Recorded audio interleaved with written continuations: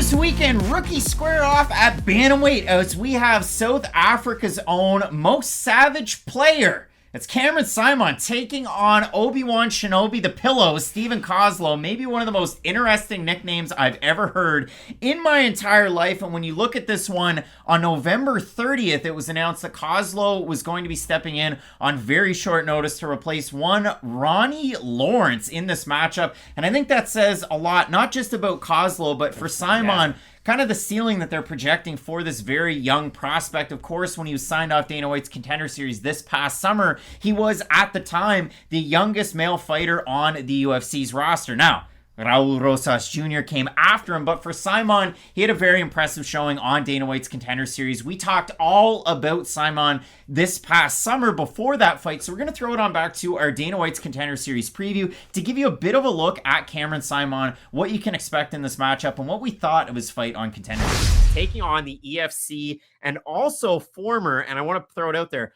Fight Star amateur champion Cameron Saaiman.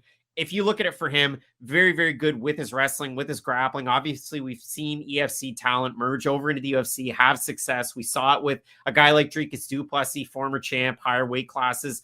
I mean, I can think of another fighter. Don't say JP Bays, because it did not go well for him at all. Yeah, JP, it didn't go as well, but former EFC champ there too. Matt, when we put these two guys together, obviously, if you look at it for Wang Kim and for Saaiman, not really the greatest level of competition for either guy. I mean, 19-29, the combined opponent record for Wang Kim, 16-18 for Saaiman, if you look at it that way. But they've been winning fights the way that you want to see them winning these fights. So what do you make of this matchup? Because I think this one's actually really tough.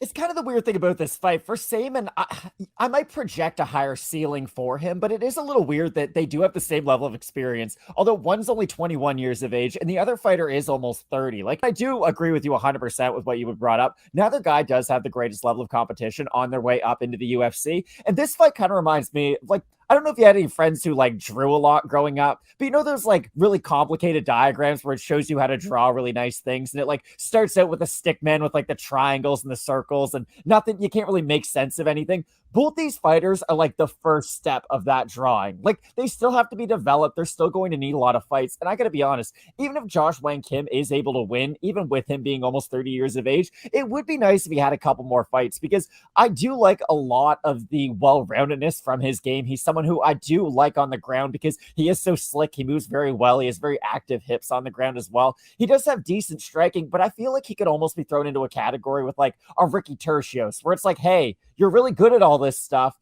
but you're not good enough at any single one area to really carry you over the hump. So I think this fight's going to be a very entertaining one, but I think this might be a weird fight where it's almost a disservice for the winner to get signed by the UFC, if that makes any sense. So for Cameron Saaiman, he earned that win week 5 of Contender Series this past summer, took on one half of the Flying Wang Kim brothers, and in the first round withstood a little bit of adversity. In the second round, he was really starting to kind of rally through, and he looked great in that fight, and he was really able to show up and show out in that matchup. What did you make of Saaiman in that fight? He fights like a guy who has a lot more fights than he does. And that's really impressive to see from a kid who's only 21 years old. And I say kid to sound like Dana White because it's very rare that I'm older than a UFC fighter by a serious amount. And for Saaiman, it is interesting because we do see this, maybe not all that often, but we'll get a fighter like this maybe twice a year where you have a fighter kind of around that 20 years old. Raul Rojas Jr., like you had mentioned, is another guy that we're going to mention who's in the same category. And it really does feel like they have a sink or swim opportunity. And we kind of know everything we're going to know about them based off their first performance. But what I will say about Saaiman compared to a guy like Chase Hooper, for instance, was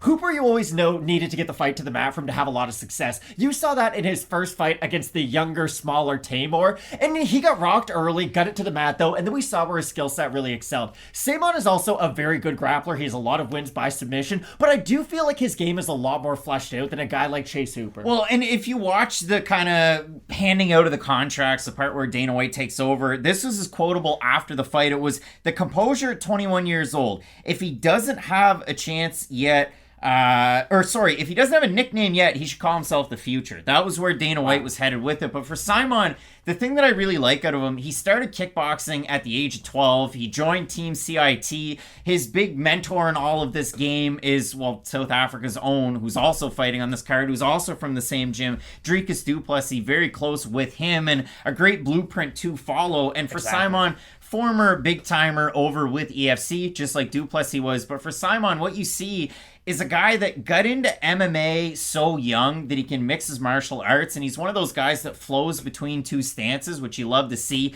We talk about it quite a bit, like Mateusz Nicolau. He can flow southpaw to orthodox and throw power shots and mix them in well. You saw that last weekend against Matt Schnell. Jorge Masvidal is one of those guys that can kind of play off of both stances to throw some of his power shots. Saaiman can do the same thing, and he throws really, really good leg kicks. He has nice takedowns to his repertoire. One of the things that I'm a little hesitant on is he does get hit clean quite a bit in most of his fights. He got hit clean against Wang Kim in that round, and you saw that again in the first round where he was accepting a lot of the body shots. In the second round, he started to bring that right hand down and he blocked it a little bit more, and he does seem to have good in-fight adjustments for a guy that's so young as well. He does, and that is a nice thing to see. But you're right, it is, and we see this a lot, young MMA fighters who are adding new elements to their game. You learn the offense, and then the defense will come. And the good thing about being only 21 years old, I guess he's almost 22 now, he is going to get quite a bit better every single time we see him out there. But Steven Koslow is going to be a really interesting case, because we haven't, really talked about him all that much.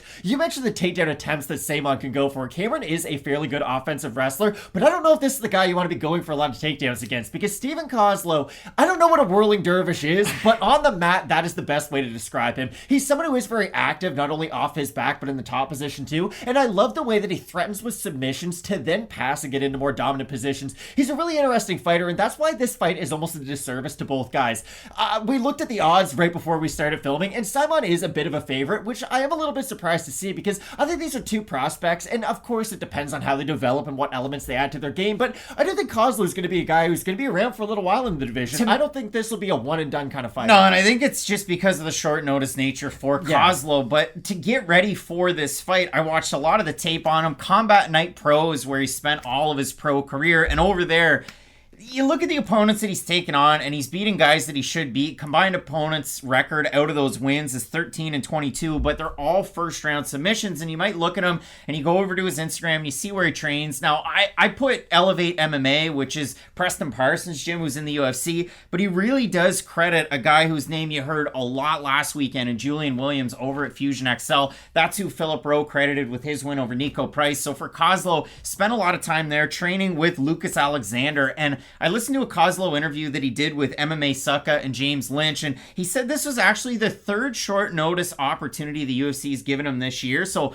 that really kind of pinged my radar. Exactly. He was booked in first against Mario Bautista, but he had to cut a lot of weight. Then he was booked in against Christian Rodriguez not that long ago, but he was making the weight, and then they said, no, sorry, we gave it to Joshua Weems. So ultimately, he gets Saaiman, but Koslow's somebody that's been on the UFC's radar for a while, and he's been getting ready for this one. So then James kind of peppered him and asked him about his background. He said he started with karate at the age of 15, started even earlier with karate, then at the age of 15 took up MMA. When he was in high school, he had the opportunity to train a lot, and that's what got him to the dance. And you see him competing a lot in no-gi jiu-jitsu tournaments. You watch the way that he fights. The one thing that I don't love is he goes across the cage with his arms out to get a lot of his takedowns, but his takedowns are usually quite efficient. His grappling, again, offensively and defensively, is great. And the other thing that's going to be underrated about his game, because he's 6-0 with 6 first-round submissions, his striking from both stances is really unorthodox, and I think it poses a big problem for a lot of his opponents. It might for a lot of his opponents, but I do think, and I don't want to use the term sloppiness, I'll agree with you, unorthodox, but that is the thing about Koslow. He doesn't throw traditional strikes in the way that you think. Think about Darren Elkins from last weekend. Darren Elkins might be one of the toughest men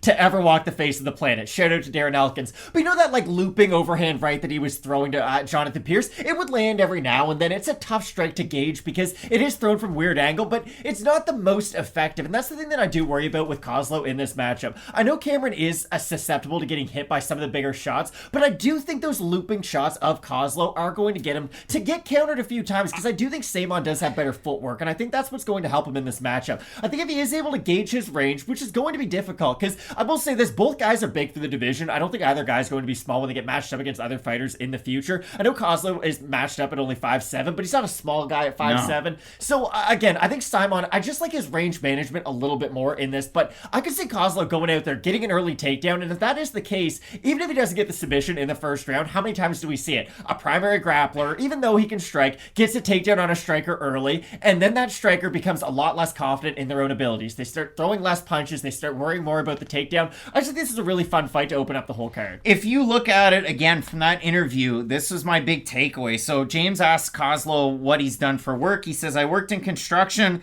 and sold weed for a long time. And then he got out of that, and he's got all of his eggs in this basket training for MMA, and specifically for this fight. He's been on the UFC's radar for some time. A guy who didn't need Contender Series with just 6 pro wins. So if we have a look at the odds, Saaiman open at a -150, -270 right now. Koslow open +135, +215. We have a look at the Tapology votes. Surprise to us as they are to you.